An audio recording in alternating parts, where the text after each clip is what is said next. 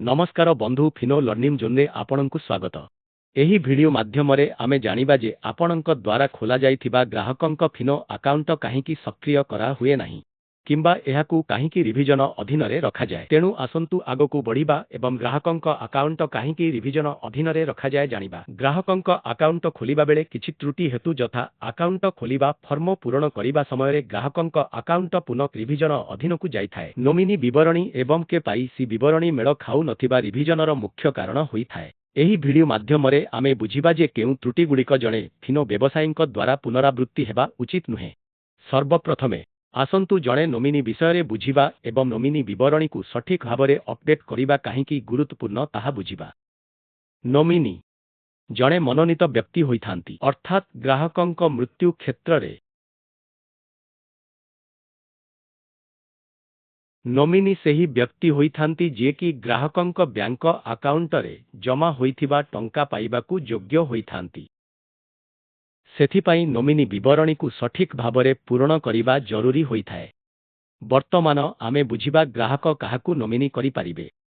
ଯଦି ଗ୍ରାହକ ଜଣକ ସିଙ୍ଗଲ ହୋଇଥାନ୍ତି, ଅର୍ଥାତ୍ ଆକାଉଣ୍ଟ ଖୋଲିବା ଫର୍ମ ପୂରଣ କରିବା ସମୟରେ ବୈବାହିକ ସ୍ଥିତିରେ ସିଙ୍ଗଲ ଅପସନକୁ ଟିକ୍ କରିଛନ୍ତି, ତେବେ ଗ୍ରାହକ ତାଙ୍କ ମାତା, ପିତା, ଭାଇ, ଭଉଣୀ, ଜେଜେ ବାପା କିମ୍ବା ଜେଜେ ମାଙ୍କୁ ତାଙ୍କ ନୋମିନି ଭାବରେ ମନୋନୀତ କରିପାରିବେ। ଏବଂ ଯଦି ଗ୍ରାହକ ବିବାହିତ, ଅର୍ଥାତ୍ ଆକାଉଣ୍ଟ ଖୋଲିବାର ଫର୍ମ ପୂରଣ କରିବା ସମୟରେ ବୈବାହିକ ସ୍ଥିତିରେ ଗ୍ରାହକ ବିବାହିତ ବିକଳ୍ପକୁ ଟିକ୍ କରିଛନ୍ତି, ତେବେ ଗ୍ରାହକ ତାଙ୍କ ମାତା ପିତା, ଜୀବନସାଥୀ ଅର୍ଥାତ୍ ସ୍ୱାମୀ କିମ୍ବା ସ୍ତ୍ରୀ, ଭାଇ, ଭଉଣୀ, ଜେଜେ ବାପା ଜେଜେ ମା କିମ୍ବା ତାଙ୍କ ସନ୍ତାନଙ୍କୁ ନୋମିନି ଭାବରେ ମନୋନୀତ କରିପାରିବେ। ଟିପ୍ପଣୀ: ଯଦି ନୋମିନି ନାବାଳକ, ଅର୍ଥାତ୍ ନୋମିନିଙ୍କ ବୟସ 18 ବର୍ଷରୁ କମ୍, ତେବେ ଅଭିଭାବକଙ୍କ ବିବରଣୀ ପୂରଣ କରିବା ବାଧ୍ୟତାମୂଳକ ହୋଇଥାଏ ଏବଂ ଗ୍ରାହକ ନିଜେ ଅଭିଭାବକ ହୋଇପାରିବେ ନାହିଁ। ତେଣୁ ଗ୍ରାହକଙ୍କ ଠାରୁ ସଠିକ ସୂଚନା ପାଇବା ପରେ ହିଁ ଆପଣ ଅଭିଭାବକ ବିବରଣୀ ପୂରଣ କରିବେ। ବର୍ତ୍ତମାନ ଆସନ୍ତୁ ବୁଝିବା ନୋମିନି ବିବରଣୀକୁ କିପରି ସଠିକ ଭାବରେ ପୂରଣ କରିବେ। ପ୍ରଥମେ କେୱାଇସି ଡକ୍ୟୁମେଣ୍ଟ ଅନୁଯାୟୀ କୌଣସି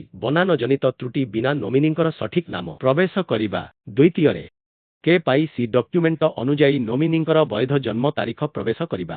ତୃତୀୟରେ ଗ୍ରାହକଙ୍କ ସହିତ ନୋମିନିଙ୍କ ସମ୍ପର୍କ କ'ଣ, ଅର୍ଥାତ୍ ନୋମିନି ଗ୍ରାହକଙ୍କ ମାତା,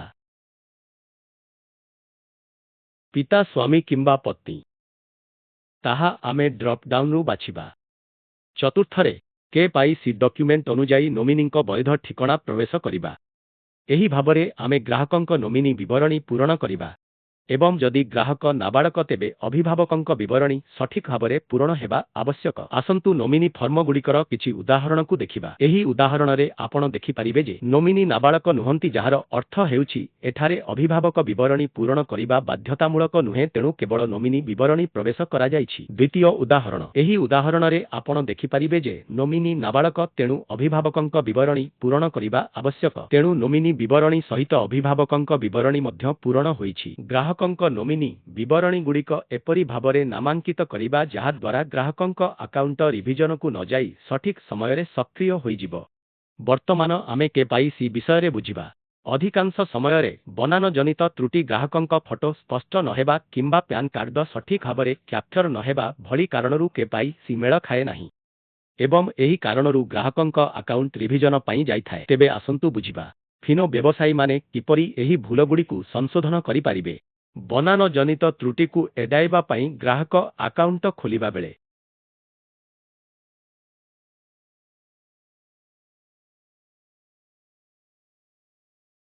ଆମକୁ ଆକାଉଣ୍ଟ ଖୋଲିବା ଫର୍ମରେ ଗ୍ରାହକଙ୍କ ପ୍ୟାନ୍ କାର୍ଡ ଏବଂ ଆଧାର କାର୍ଡ ଅନୁଯାୟୀ ସବିଶେଷ ତଥ୍ୟ ପ୍ରବେଶ କରିବାକୁ ପଡ଼ିବ, ଯେପରିକି ଗ୍ରାହକଙ୍କ ନାମ, ଗ୍ରାହକଙ୍କ ପିତାଙ୍କ ନାମ କିମ୍ବା ସ୍ୱାମୀଙ୍କ ନାମ, ଜନ୍ମ ତାରିଖ ଏବଂ ଠିକଣା। ସମତଳ ପୃଷ୍ଠଭୂମି ଉପରେ ଗ୍ରାହକଙ୍କ ଫଟୋ ଏବଂ ପ୍ୟାନ୍ କାର୍ଡକୁ ଆମକୁ କ୍ୟାପଚର କରିବାକୁ ପଡ଼ିବ, ଯାହାଦ୍ୱାରା ସେଗୁଡ଼ିକ ସ୍ପଷ୍ଟ ଭାବରେ କ୍ୟାପଚର ହୋଇପାରିବ, ଯାହାଦ୍ୱାରା ଗ୍ରାହକଙ୍କ ଆକାଉଣ୍ଟ ରିଭିଜନକୁ ନ ଯାଇ ସକ୍ରିୟ ହୋଇଯିବ। ଏହି ଉପାୟରେ ଆମେ ଗ୍ରାହକ ଆକାଉଣ୍ଟ ଖୋଲିବା ଫର୍ମକୁ ସଠିକ ଭାବରେ ପୂରଣ କରିବାରେ ସକ୍ଷମ ବା ଯାହାଦ୍ୱାରା ଗ୍ରାହକ ଆକାଉଣ୍ଟ ସଠିକ ସମୟରେ ସକ୍ରିୟ ହୋଇଯାଏ, ଯାହା ଗ୍ରାହକଙ୍କୁ ଖୁସି କରିବ ଏବଂ ଆପଣଙ୍କ ଉପରେ ତାଙ୍କର ବିଶ୍ୱାସ ଅତୁଟ ରହିବ। ଧନ୍ୟବାଦ।